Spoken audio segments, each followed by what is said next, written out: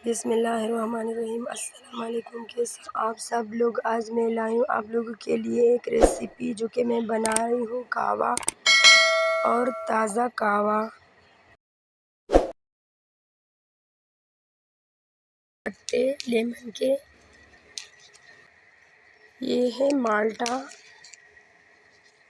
अब हम इससे पत्ते लेंगे 4-5। अब आते हैं तीसरे पे, ये है मीठा। इससे 4-5 पत्ते लेंगे।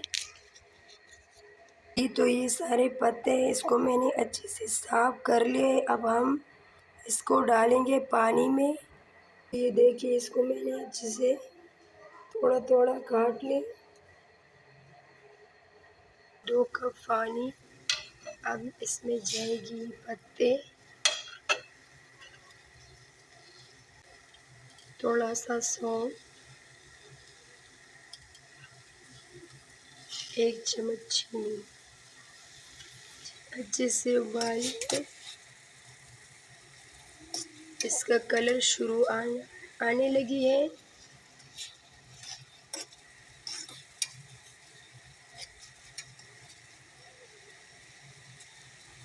माशाल्लाह से ये इतनी मज़ेदार बनती है कहवा। थोड़ा सा जी, तो ये तैयार हुए। अब हम इसको डालेंगे कप में।